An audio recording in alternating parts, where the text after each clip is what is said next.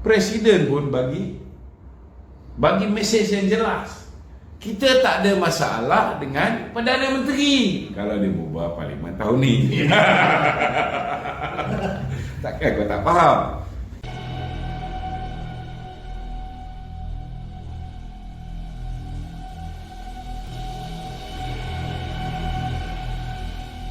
Kalau dia bubar parlimen tahun ni, kita tak ada masalah.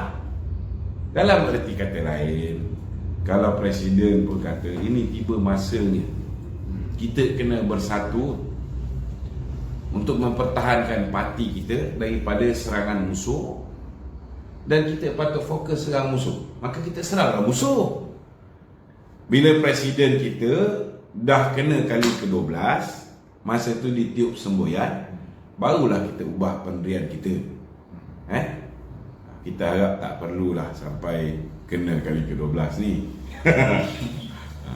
Kita harap tak salah kalau mengharap keajaiban itu berlaku. Tak salah, tak salah tuan-tuan.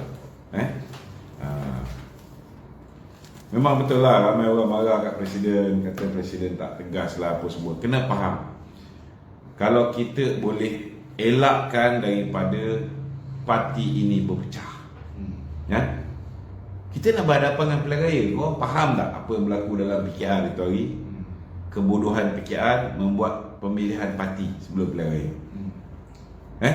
Akibat dia PKR berpecah belah. Kalau kau letak calon lah, contohnya kau letak Ultimate bertanding dekat Ampang tu, kau ingat geng Hans Aizat nak bagi undi? Kau letak Hans Aizat, kau rasa geng apa ni Adam Disneyland dengan Ultimate nak bagi undi? Mampus tak bagi. Betul tak? Jadi kita dah berjaya mengelakkan parti kita berpecah dengan menunda pemilihan dalam tempoh 6 bulan selepas pilihan raya. Why should we rock the boat? Kenapa kita nak ambil tindakan drastik?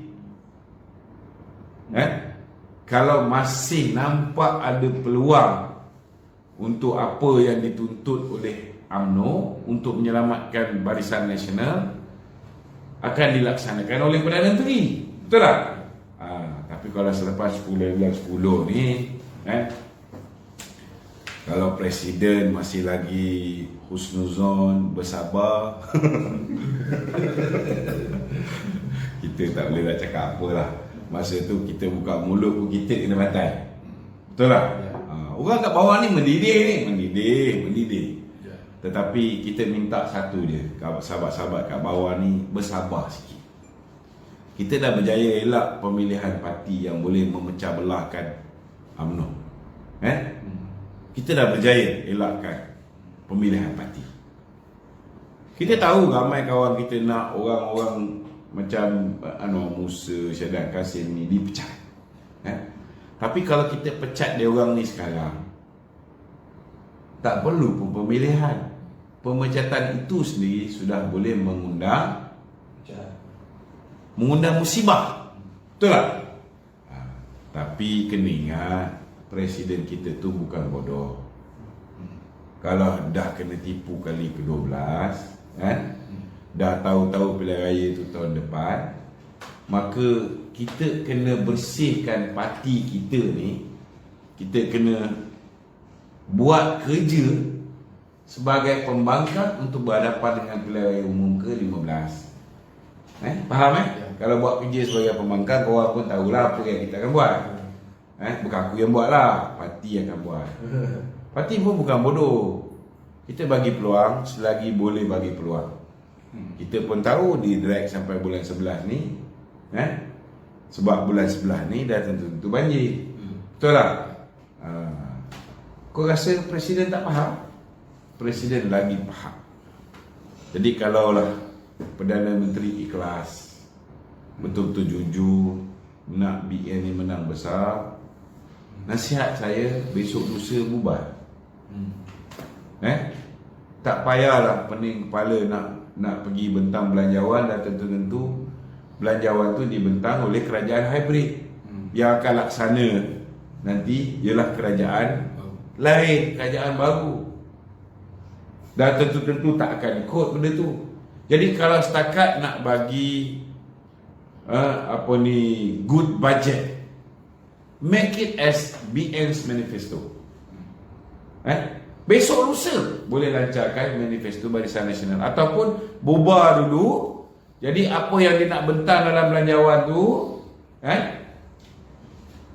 boleh dibuat ketika kita lancarkan kempen kita. Kita bagi Perdana Menteri nak bentangkan sebagai manifesto. Saya rasa parti pun tak ada halangan. Tapi yang cantik sekali bubar sekarang, batalkanlah pemergian ke Unggal. Datuk Seri Najib pernah dinasihatkan supaya tidak pergi ke Unggal, dan beliau mendengar nasihat tersebut. Dia tak pergi, dibatalkan. Kalau kita betul serius nak buat pilihan raya, kita patut batalkan pemergian ke Unggal, bubar sekarang. Supaya sekarang ni meteorologi pun mengatakan bahawa kita jangkakan hujan bermula minggu ketiga ke atas. Oktober dah mula hujan. Tapi dijangka November di sebelah Terengganu, Kelantan, Pahang akan mula banjir. November. Dan bulan 1, bulan Disember dijangka hujan tu mula akan memberi kesan di negeri-negeri seperti Johor. Jadi kalau kita dah ada benda ni sebagai gambaran, kenapa kita nak tunggu pilihan raya ni dilaksanakan pada bulan November? Betul tak? Kalau kita masih ada kesempatan nak buat bulan Oktober, maka bubarkan sekarang. Beliau masih lagi caretaker government. Benda-benda yang tak boleh diselesaikan masih lagi boleh diselesaikan sebagai caretaker government. Tak ada masalah. Kalau ada serangan daripada sana sini, kita akan pertahankan dia dengan syarat dia kena ikut parti. Betul tak? Kalau dia ikut parti, kita pertahankanlah dia.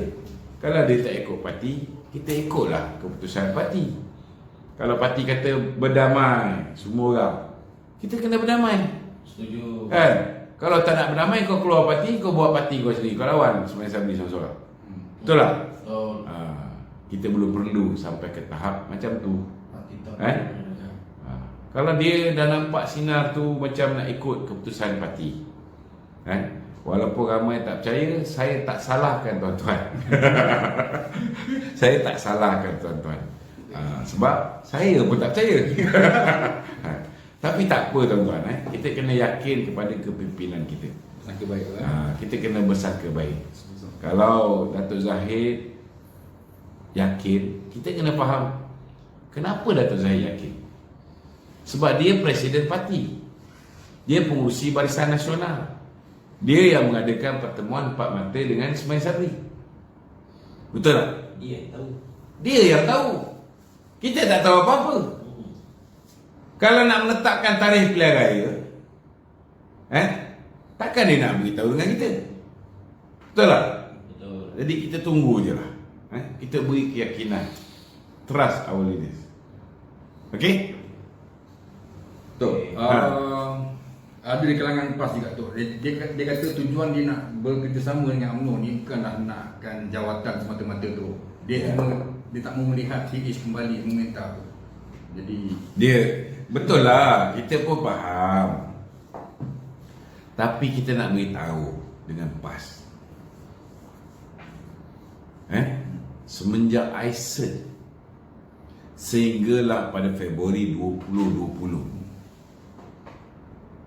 nama PAS dengan UMNO ni harum ke busuk?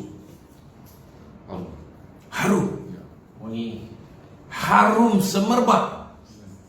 Bila nama PAS dengan UMNO ni busuk, rosak sedikit demi sedikit, sokongan Akaumbi hilang. China dan India yang dah menyokong kita di Batu Sapi, yang menyokong kita di Tanjung Piat, bila mereka balik kembali bersama DAP? Setengah daripada mereka, bukan semua. Bila? bila kita tubuh kerajaan bersama dengan bersatu.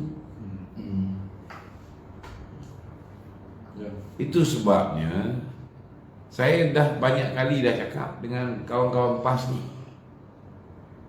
takkan mereka tak boleh nilai sama ada kerjasama dengan UMNO dengan kerjasama dengan bersatu, mana yang boleh menguntungkan umat dan dalam masa yang sama menguntungkan PAS. Itu yang dia patut fikir, tak payah fikir benda lain. Kalau dia rasa bersama dengan bersatu lebih menguntungkan dia, takkanlah dia tak belajar melalui apa yang berlaku di Johor, apa yang berlaku di Melaka. Mereka sudah dapat lebih daripada pengajaran. Jadi buatlah keputusan. Nak suami lama ke suami baru? Sementara tu pendirian UMNO lawan ke tak lawan? Itu je. Jangan basi masa. Kita tak boleh dengar lagi dah cerita UMNO dengan PAS nak kerja sama ni. Buat masa ni kita dengar apa Presiden cakap. Presiden kata BN go solo. Selagi PAS tak masuk BN, kita langgar. Habis cerita. Tak payah pening-pening pada. Kalau PAS nak bersama dengan Perikatan Nasional, ini sebuah pakatan, maka biarkan dia bersama Perikatan Nasional. Tapi kalau PAS keluar daripada Perikatan Nasional, dia mohon nak masuk BN, dia nak bersama dengan BN, maka pada ketika itu kita boleh pertimbangkan. Itu pun kalau masih ada masa nak pertimbangkan. Buat masa ni nampak macam dah tak ada. Buat masa ni nampak macam dah tak ada. Tetapi kena ingat, Allah Ta'ala tu Maha berkuasa. Kita merancang nak go solo, tetapi bila ditakdirkan oleh Allah Ta'ala, dia gerakkan hati pemimpin-pemimpin UMNO dengan PAS, disatukan hati mereka, maka akhirnya mungkin boleh bersatu juga.